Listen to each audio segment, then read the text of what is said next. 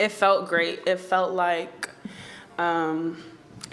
what every night should feel like. Women's basketball, I keep saying this, is trending in this direction, and I think it gave us another level of energy tonight. I mean, I'm gonna keep it real all the time, and I feel like Connecticut as a franchise is historically disrespected. Did you hear about the WNBA game that sold out but nobody watched? DiJonai Carrington lost it when her team's historic game at TD Garden got zero TV coverage.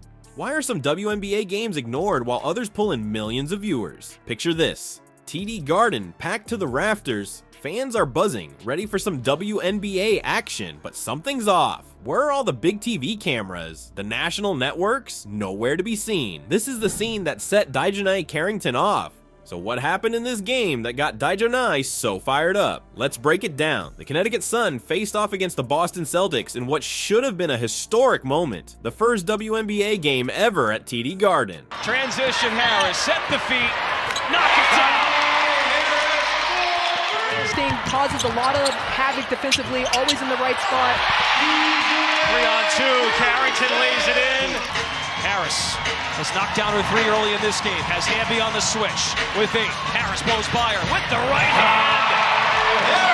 Sounds exciting, right? Well, not everyone thought so. Some fans weren't impressed. One even called it a low-scoring turnover fest. Ouch, neither team managed to crack 70 points. That's like ordering a pizza and getting a slice of bread with ketchup. Not exactly what you'd call thrilling basketball. But here's where it gets weird. DiJonai claims the game was amazing, a must-see event. The fans in the arena seem to love it. So why didn't anyone else care? Let's talk numbers for a second. This game, it pulled in less than 500,000 viewers. Now, compare that to a recent game featuring Caitlin Clark. That one, a whopping 1.22 million people tuned in. That's more than double. What's going on here? It's like DiJonai and her teammates are playing in an empty gym while Caitlin Clark is selling out arenas. How does that even happen? Is it just star power or is something else at play? Here's the thing, local excitement doesn't always translate to national interest. One commentator put it bluntly: it was something locally that people got into. End of story. That's got no national draw whatsoever. Harsh, but maybe there's some truth there. DiJonai is not having it though. She called out the WNBA for not promoting the game enough.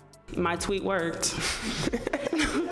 And the game should have been on a national television broadcast. You shouldn't have to pay for any type of subscription. I think that there could have been a lot more publicity or promo from the top, you know. There was ample time to do what needed to be done. She's thinking, we're making history here. Why isn't anyone talking about it? And you know what? She might have a point. But let's be real for a second. If the game itself wasn't a slam dunk, pun totally intended, can you really blame the networks for not showing up? It's like throwing a party and getting mad when no one comes, but forgetting to send out invitations. This game became a turning point for DiJonai. All that frustration she'd been feeling, it just exploded. She's seeing other players get all the attention, all the TV time, and she's wondering, what about us? What about our game?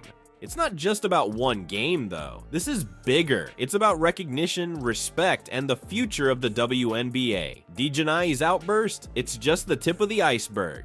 Let's talk about Caitlin Clark for a second. This rookie's taking the WNBA by storm, and everyone's losing their minds over her. But why? What's so special about Clark that's got everyone from fans to TV execs drooling? Well, for starters, she's not just good, she's ridiculously good. We're talking breaking records left and right, scoring points like it's going out of style, and making plays that leave defenders scratching their heads. It's like watching a basketball wizard work her magic on the court, but here's where it gets interesting. While Clark's star is rising faster than a rocket, some of the league's established players are feeling a bit left out. And by some players, I mean DiJonai Carrington. Remember how DiJonai was fuming about her game not getting any TV love? Well, it turns out that while her game was flying under the radar, Caitlin Clark's game was pulling in viewers like free tacos at a food truck.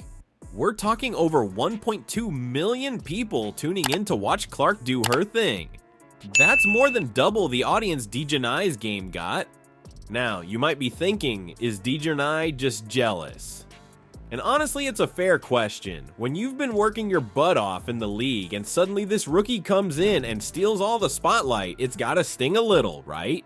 But here's the thing, it's not just DiJonai. There's a whole bunch of players who are feeling the heat from Clark's supernova-like debut. It's like they were all cruising along, minding their own business, and suddenly, bam, Caitlin Clark shows up and changes the game. So how are fans reacting to all this drama?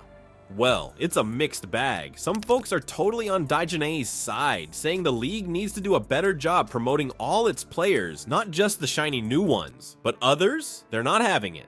One fan straight up said, "Stop crying. I mean, come on. Ouch, that's gotta hurt." Another fan pointed out that the only Sun games that actually drew an audience had you-know-who playing in it. 3 guesses who they're talking about, and the first 2 don't count. But it gets even spicier. Some fans are accusing players like DiJonai of being abusive and jealous towards Clark. Talk about adding fuel to the fire. It's like high school drama, but with million-dollar contracts and national TV deals at stake.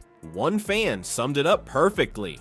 Nobody cares about that. Clark is the draw for the most part. It's harsh, but is it true? Are fans really only tuning in to see Caitlin Clark while other great players like DiJonai are left in the shadows? This whole situation is shaking up the WNBA like a snow globe. You've got the old guard feeling threatened, the new star bringing in the crowds, and a league that's trying to figure out how to keep everyone happy. It's like trying to solve a Rubik's Cube while riding a unicycle. Not impossible, but definitely tricky.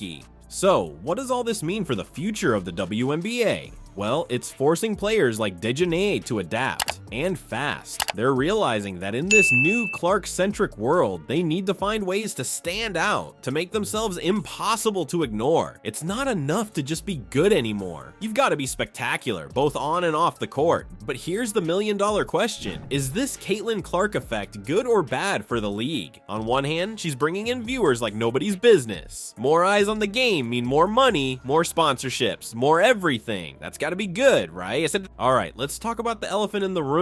The WNBA's got some serious growing pains. It's like they're trying to run before they can walk, and it's causing all sorts of drama. First up, we've got the viewership problem. You'd think with all the talent on the court, people would be glued to their screens, right? Wrong. Most WNBA games are lucky to pull in a fraction of what the NBA gets. It's like throwing a party and only your cousins show up. And don't even get me started on the media attention. It's like the WNBA is the middle child of the sports world, always fighting for a little love. Most networks would rather show reruns of old games than give the WNBA primetime slots. It's enough to make you wonder if they're playing in invisible jerseys or something.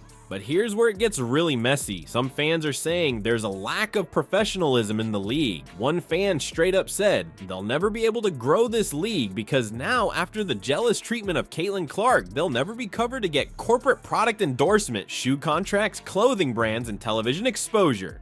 Ouch, that's gotta sting. And you know what? Players like DiJonai aren't exactly helping the situation. Don't get me wrong, I get why she's frustrated, but going off on social media about not getting TV coverage, that's like yelling at the rain to stop falling. It might make you feel better, but it's not gonna change anything. The thing is, these outbursts aren't just hurting DiJonai, they're putting a dent in the whole league's image. It's like trying to sell a car with a big scratch on the hood. People are gonna notice and they're not gonna like it. Now, let's talk sponsorships and endorsements. This is where things get really tricky. Companies want to attach their brand to winners, to stars, to people who bring in the crowds. But if players are out there looking bitter and jealous, that's not exactly the image Gatorade wants to slap on their bottles, you know? It's like a catch-22. Players need the exposure to get endorsements, but they need endorsements to get exposure. And when they lash out because they're not getting either, it just makes both harder to get. It's a vicious cycle that's spinning faster than a basketball on Steph Curry's finger.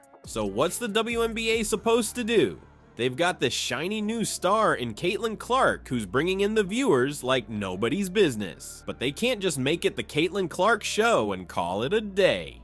There's a whole league of talented players who deserve their time in the spotlight too. It's like trying to keep all your kids happy at once. Somebody's always gonna feel left out. But if the WNBA doesn't figure out how to spread the love around, they're gonna end up with a lot of unhappy campers. The league needs to find a way to use Clark's star power to lift up the whole Liga. Maybe they pair her up with veteran players for special events, or use her popularity to showcase other rising stars. It's like using the popular kid to make the whole class cool.